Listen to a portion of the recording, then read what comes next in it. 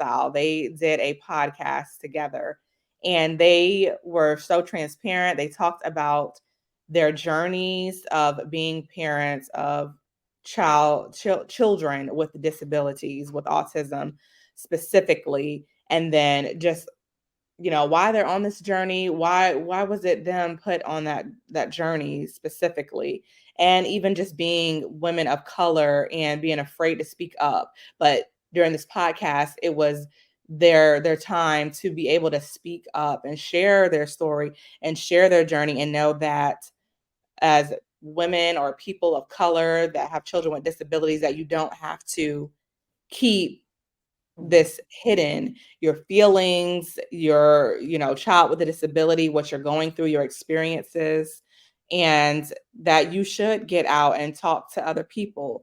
And Yep. it's so important to have a community of people to support you along this journey, or to even just be able to talk to on this journey, that can understand what you are going through and kind of help you and guide you through this. hmm It was a really good podcast. You sent it to me, and I listened to it, and I was just really like, wow, that is, awesome that they were just so transparent and they were able to discuss those things. And then it just made me realize, like, wow, I can relate to this. This was eye opening, because sometimes you're scared. I don't know if scared is the right word, but you don't want to, dwell on it, or you're just like, well, you should be grateful, you should be happy. And then sometimes, you hold in those true emotions that you do have those moments where you're like, did I do something wrong? Right. Punishment. And when you talk like that, people will be like, your child's not a punishment, your child's a blessing. And I understand that, not saying my child's a punishment, but those are still natural thoughts that go through your mind. My biggest thing, is like, when am I going to be able to take my son to a water park? While it seems so little, or anything, just like, really, that's what you should just be happy he's here. And I am, but you still get in those moments where you want to experience what other families are able to experience. So thank you for sharing that. It was the podcast. It was very good to just be able to listen to other women, especially black women, speak on those topics. Yeah, and even, like you're saying, people are saying you should be grateful or they're a blessing, or even you have the people that are like, oh my gosh, God would not have put or given you this child if they didn't know that you couldn't handle it. And but we are human, like you said, we have feelings, and it might look like it's easy, or it might look like, yes, God gave it to me because he felt like I could handle it, but there's days when I cannot handle it. And I was given it, and I learned how to fight and learn how to handle it, Mm-hmm. because that's what I had to do, or that's what I chose to do. That's the path that I chose to go down.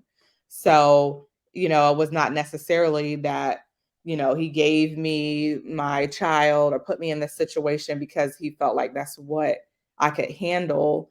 It was maybe a lesson to help me learn different things, but still, I learned how to handle it, and I chose to handle it.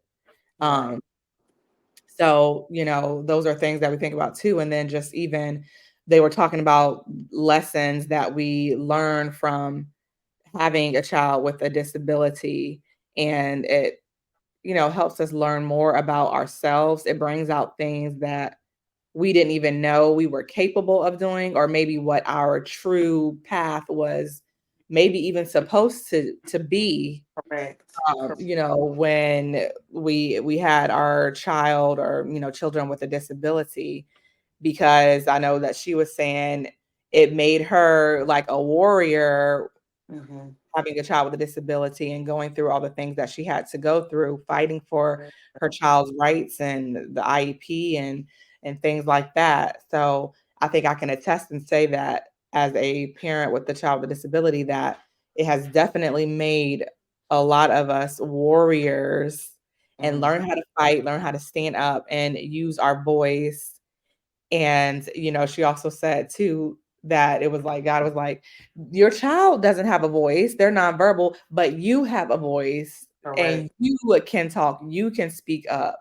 Mhm. And so that is what you need to use your voice for. You need to be heard, you need to be seen, and you need to speak up for your child. And I really agreed with that. And I was like, oh my gosh.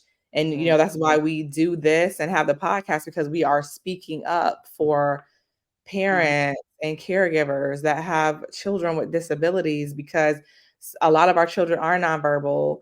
And even if they are verbal, they may not be able to articulate what they are feeling or what, their thoughts are and things like that. So as their parent, it's then our responsibility to speak up for our child and pave the way for the next generation or what have you that is going to come after we're no longer here anymore or our children are older. Correct. And another thing that really just made me be like, wow, is when she talked about she prayed for this baby, her child.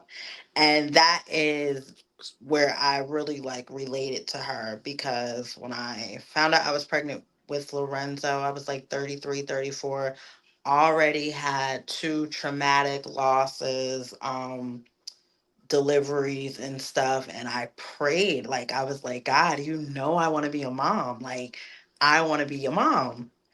And so when all of that happened, I was like, okay, I'm a mom, but this is not how I pictured me being a mom. Missing out on the breastfeeding, missing out, like, just different things, not holding Lorenzo until he was almost 2 months old, and then it was like maybe a 30-minute hold and putting him back in the incubator. All that kind of stuff, I didn't see. And I remember just sitting by his bedside while he was real little in the incubator, and I would just be reading the Bible, because I was just like, hey, okay, what is going on? This is what's about to happen. And I remember just the doctors having the reports of, oh, he's probably not going to make it past 8 months, oh, he's probably not going to make it past 2 years, we're going to go ahead and get hospice for you to talk to and everything like that. And I would just be like, all right, God, wait a minute now. Let me and you have a conversation, because this is not. I prayed. So I had to like question, Mhm. like, what did I do wrong?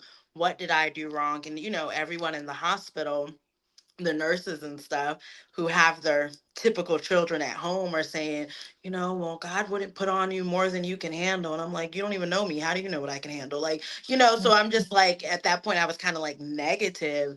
And then I had to embrace it Yeah. and manage it and make it look fierce and fabulous, of course. But I just understood that this was my way of life. And it made me strong. It made me, well, stronger, I will say, made me very vocal. I've always been one not to really bite my tongue, but baby, I will go to bat for him. I mean, it doesn't matter. Like, I'm going to be his voice.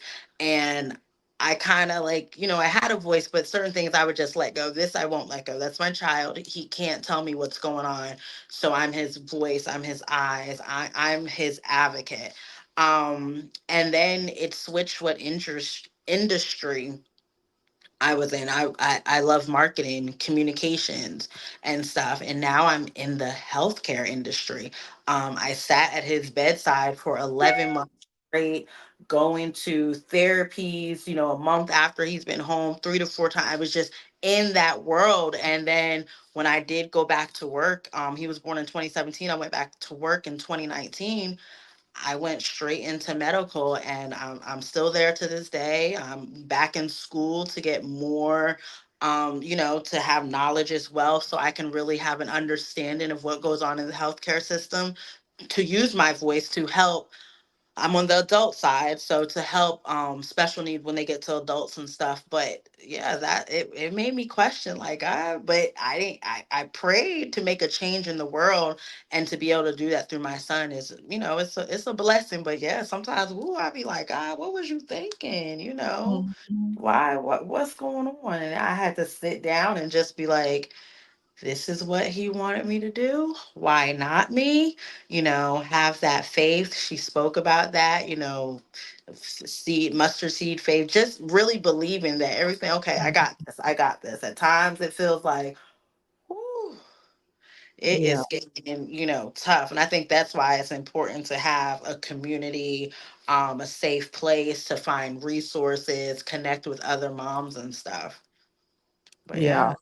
And then, sometimes the lessons that we learn, good or bad, we're, most of the time able to get up from that and be able to make even greater progress than where we were before, Mhm. and just become a better version of ourselves because of those lessons that we are being put through, by God. And I know sometimes also too, I get so caught up in just taking care of, Ayana, and by the time I start taking care of my typical children, sometimes I feel like I'm like, did I neglect them? Like, am I missing something? Like, what am I putting too much responsibility on my typical child? And, does it seem like I'm spending more time with my child with a disability and learning how to balance the two? Right. It can be hard sometimes, and I know I'm like, by the time I get to dealing with something with my typical child, I think I'm like, my feet are just going, and I don't know how to just put a stop Mhm. to what I'm Right. doing. I'm so used to like speaking up, advocating, and expressing my needs and wants for my child with a disability. So when it comes to my child that's typical and he might have things going on in school or whatever, I'm like, did I do too much? Did I come off Am I coming off the wrong way? Am I fully Oh, understanding this because I'm okay. just I'm just going head first because Okay. I feel like that's what I'm used to doing, and sometimes it's hard to like just take off those blinders and sit back and look at the situation and realize what's going on. What is the root cause, and am I really doing my part because I've been focusing so much on caring for my child with a disability and standing up for my child with a disability. So, sometimes it's just hard to differentiate the two and separate them That's and know. that. I never thought about it that way, but yeah, that's a good point. I never thought like that, but that's Yeah. true because you're used to advocating for Ayana, that your Uh, other kids, you're just like, let's go. And yeah, wow, I never thought about that. But I yeah. do want to say, I remember one time you took your son for pizza. And I remember I thought it was so cute. I think I saw it on social media. And I think it was like during his spring break and stuff. And you like took that time to just have that one-on-one with him and make sure he knew. And I think that right there speaks volumes, because it's like, you're realizing it, what you're juggling and stuff, and to actually, because some people would just be like, well, you have your sister, she needs this, she needs this, but Mhm. you actually acknowledge and like respect, his feelings and emotions. I think that is awesome. Yeah, and while we're also learning these lessons, our children are learning Mhm. lessons also, and so taking the time to sit down and talk with them about what is it that they have learned or they feel like they're learning or have experienced because they have a sibling with a disability, like trying to figure out what have been the pros and cons to having a sibling with a disability, because they have feelings too. And just because we as their parent have learned to you know be on this path and fight and do whatever we need to do to help our child with a disability, that doesn't mean that that child, they're not ready for all of that and everything that comes with it, and that's not their responsibility either. Right. And so they still want to be a child Right. and enjoy their childhood. And so learning again to separate the two and making sure that you know what your child is going through, and also getting them to interact with you more and engage with you more in conversation about what they feel like they have learned or what they could learn, because I also too want to be able to raise a child that is able to be emphasize empathy, have empathy, and Mhm. care and concern for other people with disabilities when they are out on their own, or when Right. they're out with their friends or peers, and learn how to talk to them, learn how to handle situations, when there's people that are not like them and they're alone by themselves dealing with different situations. So understanding where they are coming from and what they have learned and what they might need help with is also important too, because now that we have a family, and there's just more than Ayana, all the kids are going to be learning things too, and it affects everybody in the household and not just me as an individual. So Yeah. taking in everybody's opinions and thoughts and feelings is so important along these lessons that are being taught, or the journey that that we've been put down because we have a child or a sibling with a disability. Is very important to include everybody in the household and their feelings. Right, right. And I think it's just important to, have those moments but not sit in them. Yeah.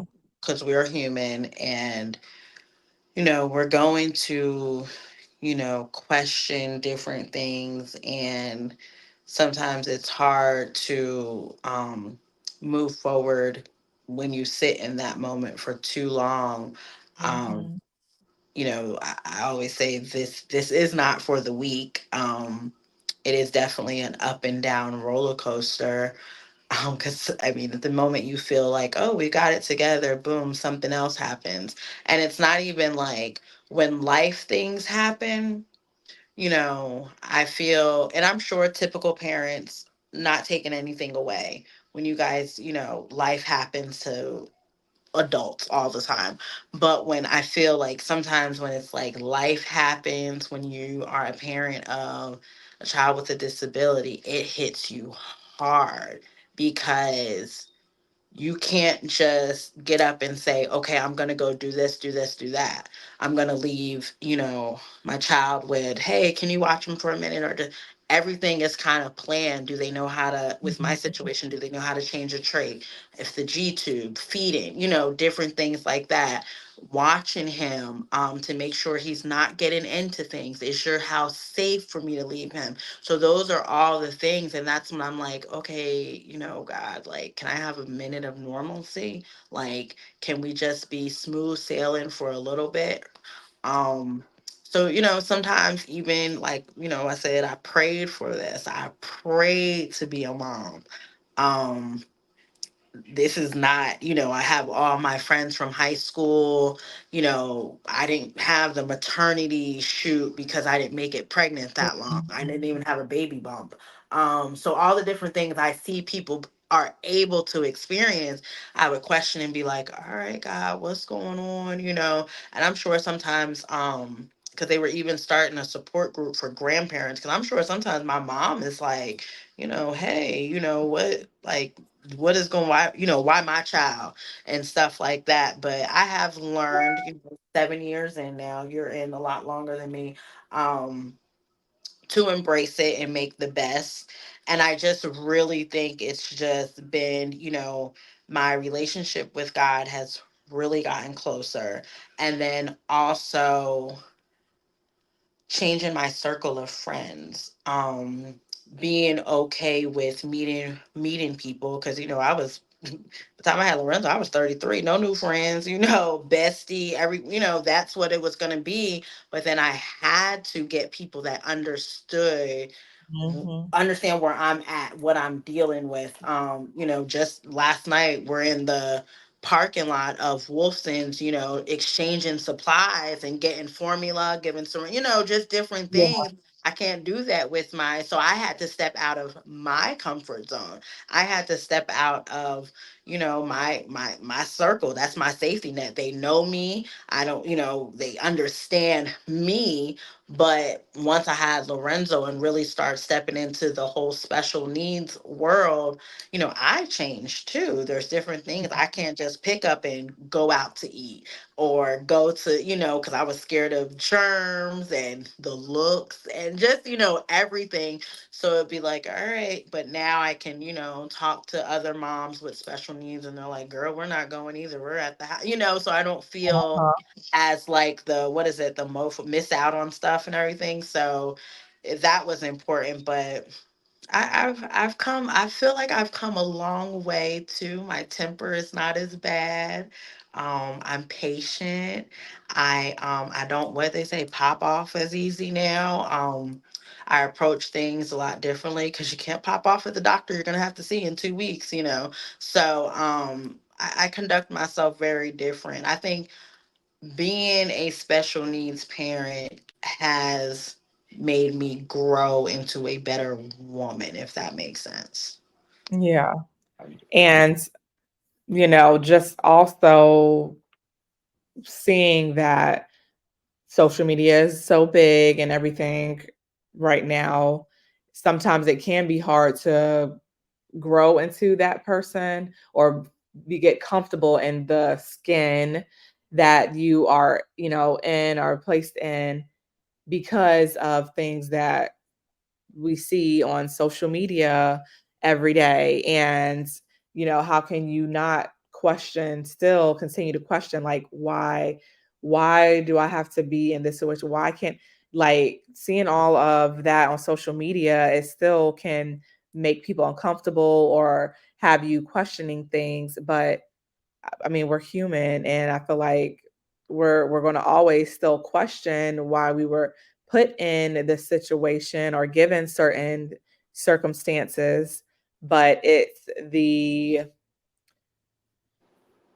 not necessarily the effort, but like, what can you take from that is going to help you build from where you are in your situation, rather than what being concerned with what other people are doing with their situations, Mhm. I think is the most important thing, to take from that. And, even then, maybe sometimes you need to take a break, because being on social media can make you very, very vulnerable because of the things that you are seeing and knowing that aren't able to do a lot of the things that you may see on social media. But maybe even start looking for some social media people that are showing things that you can do, Mhm. for yourself, for your family, with your kids that do have a disability, because there's just so much more content out there too now. So, like, you had to change your circle of friends, change what you're looking at on social media, Mhm. and see, how it can help you develop and grow as an individual and help your family. That's what I definitely had to do. I take breaks from social media. I ghost, and I used to be, because marketing on social media constantly, and I had to realize, what it was taking from me and my son. Mhm. So I'll get off social media for a good 6 to 8 weeks and really focus on life itself. Like, what do they say? Smell the roses. Yeah. Focus on what's in front of me. Because too, as a special needs parent, you're planning but scared to plan. So seeing people, plan this and do this and do that, you're like, oh, I don't know if I'm gonna be able to make it. I don't know if I'm gonna be able to do that. So, and then you'll see the pictures and you're like, dang, we could have went. You're healthy. We're not in the hospital. I should have took that chance. So it's a lot of that. So it was funny because I was watching a sermon the other day, and it basically said, change your algorithm, change what you see. You can control what you see. So I definitely, start following more parents. And what I love seeing, TikTok is my go-to. Sometimes I do like recipes or fashion, but I follow more parents with special needs children. I get Mm-hmm. ideas of arts and crafts we can do at the house that are easy, simple, mostly me doing it, but things that we can enjoy, and then suggestions on going different places, how you can go, or different locations and stuff like that, and traveling. So that does help. But I did have to, like, I think since I've had a couple of breaks from social media due to not letting it over consume me. When I see like the boy moms doing this and doing that, I'm like, yeah, I'm not gonna be doing that. So, it's just I've learned. Like I said, I'm still human. I still have my questions. I still, I try to be as positive. I say my affirmations. I am very thankful. I don't want that to get twisted. Thankful, grateful, but yeah, sometimes I'll be like, well, just that. And she talked about that in the podcast, something you prayed for and it come, but they say Yeah. when you pray, you never know how it's going to be delivered. So this is, this is my prayer. And when people say, oh, well, you were meant for this, because I am like a type A personality, very, you know, anal. I got 3 notebooks, list, calendar. So I was like, well, maybe I was built for this. Maybe God knew, like, hey, you're Uh-huh. gonna get him to his therapies, you're gonna make sure he's at his appointments, and I'm not selfish. I mean, I'll go without to make sure my son has. So, some weeks I only work 20 hours a week to make sure he's where he needs to be at whatever therapy, even though they might say, oh, he doesn't need therapy. No, we're gonna keep going. I'm fine. You Yeah. know, I have the strength. I can pull it, because I have doctors say, oh, well, maybe, no.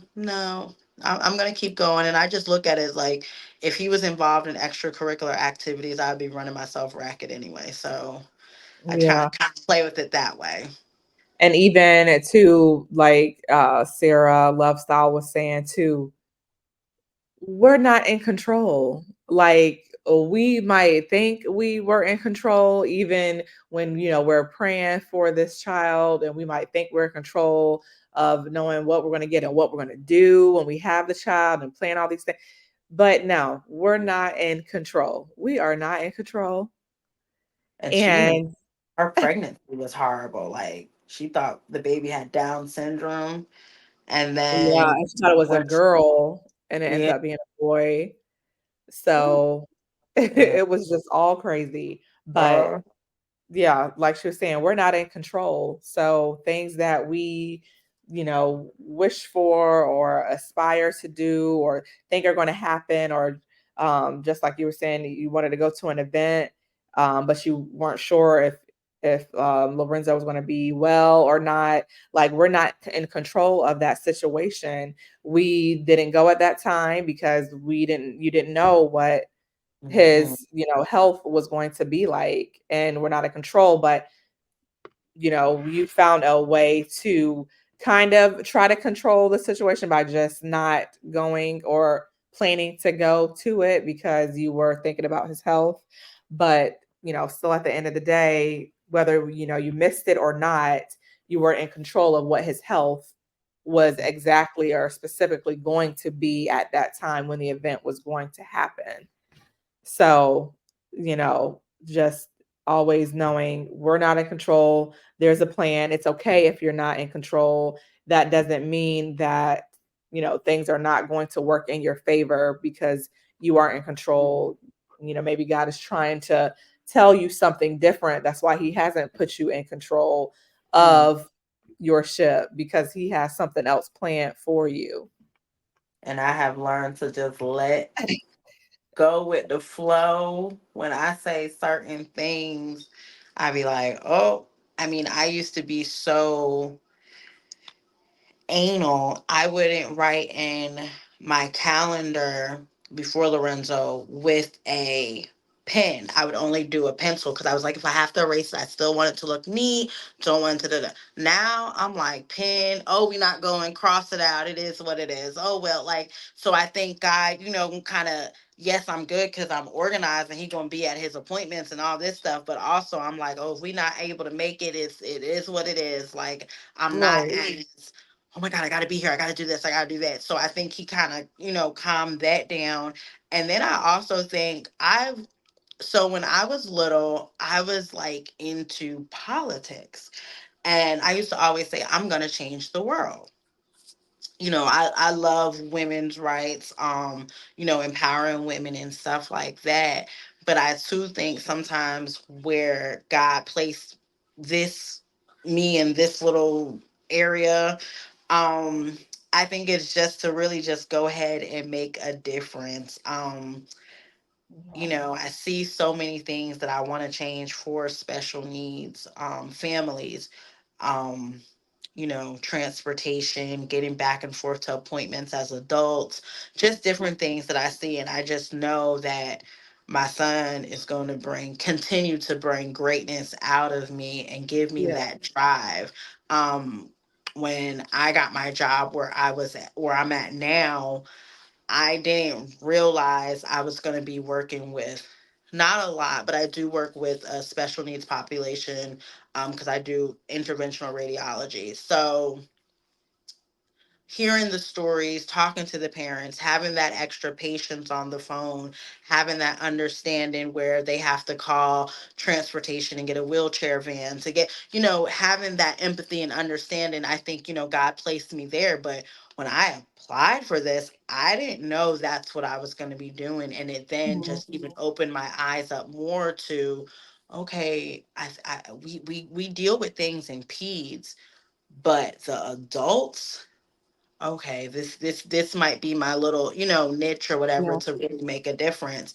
And I think that is I'm just learning more and more about the adult world, and I'm enjoying it. And I don't know, sometimes I just be like, all right, God, I don't know what you have planned, Yeah. but okay, we're just gonna go with it. We're gonna go with it, and to know that my son is healthy, clean, has a place to, just all those Yeah. things. I'm just like, I'm grateful. I am. But even besides that, with you saying when you applied for the job or got the job, you didn't know that was what you were going to be doing or ending up doing. I Mhm. always say I feel like when I talk to people and they ask me what I do or what I like to do, and I'm like, you know what? I just feel like every time I try to run away from doing stuff with special needs, it's like I just get pulled right back Mhm. into the same place of doing something that pertains to Yep. dealing with children with special needs, with a Mhm. disability, or what have you. I'm like, I have tried to run away from it several times, and I just keep getting pulled back in. So, I you know, And that's how I feel, because I was like, when I was like, wow, I got the first job in the medical field. I was like, okay, this is fine.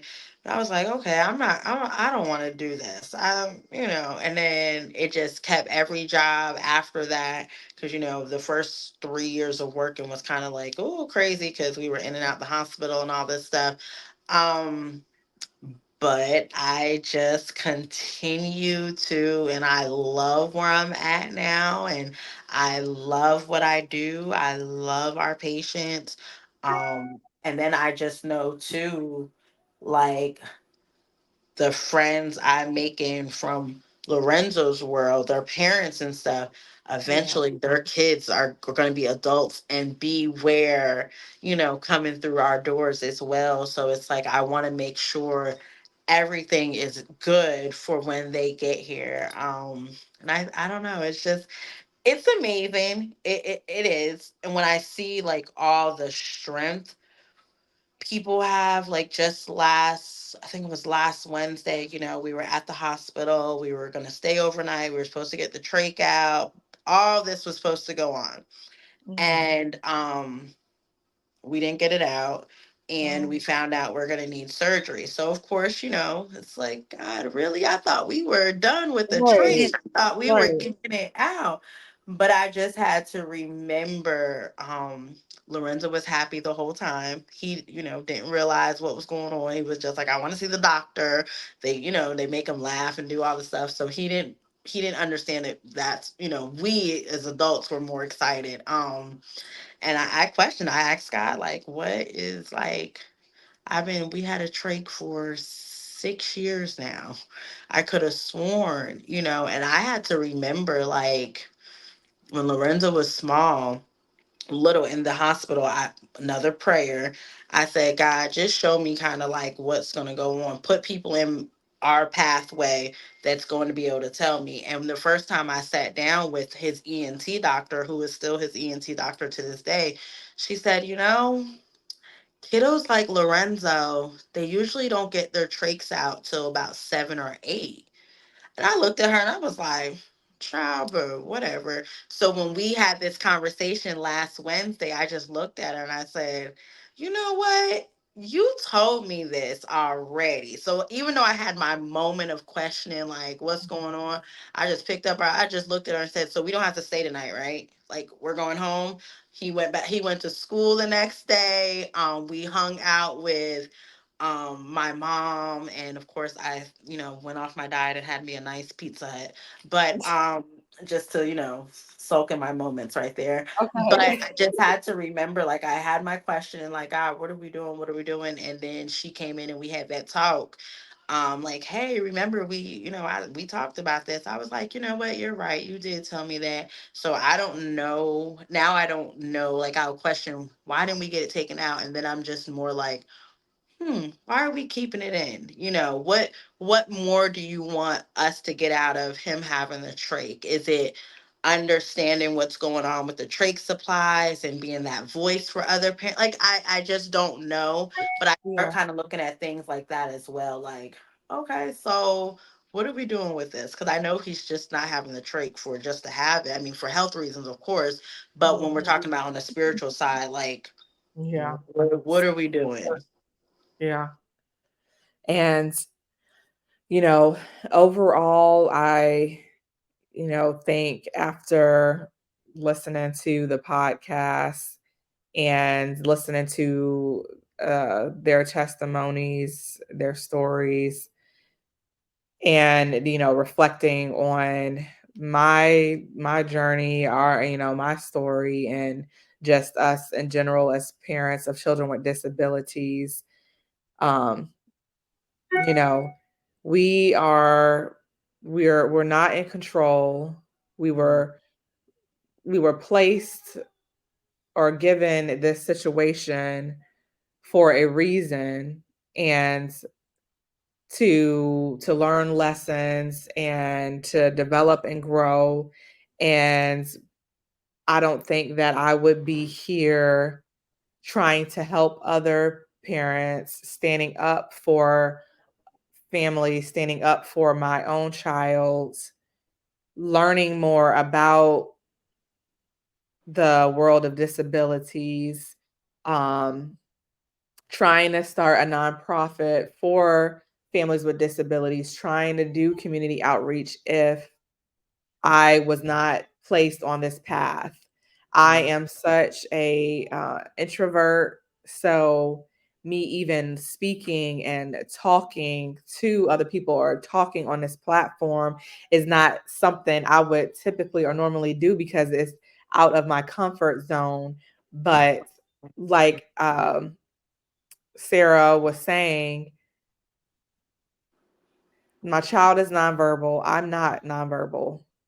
This is my time. This is when I'm supposed to use my voice to speak up and say what needs to be heard and do what needs to be done. Right. And so, I'm thankful for the path that I am being placed on because it has helped build me and grow me into a stronger person.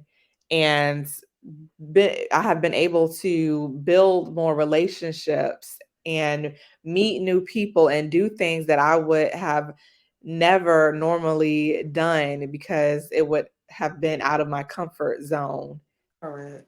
And there has just been so much more positive Mm-hmm. that has, came out of this, circumstance or situation that I have been placed in. And I'm thankful for that because again, I mean, I feel like I've become a better person and a stronger person. And I wrote it down. She said it was like at the beginning of the podcast talking about like what was her favorite quote, I believe. And Hmm. she said, the areas you stress in the most is the areas you least trust God in. And that really stuck with me today. Like, I was like, wow. Like I said, I wrote it down because I really just, even applying it to like Lorenzo's health and stuff, but just applying it to life in general. You know, they're like you said, we're not in control. Like, you have to have, she was saying, that faith of a mustard seed. You don't even have that. What are you doing?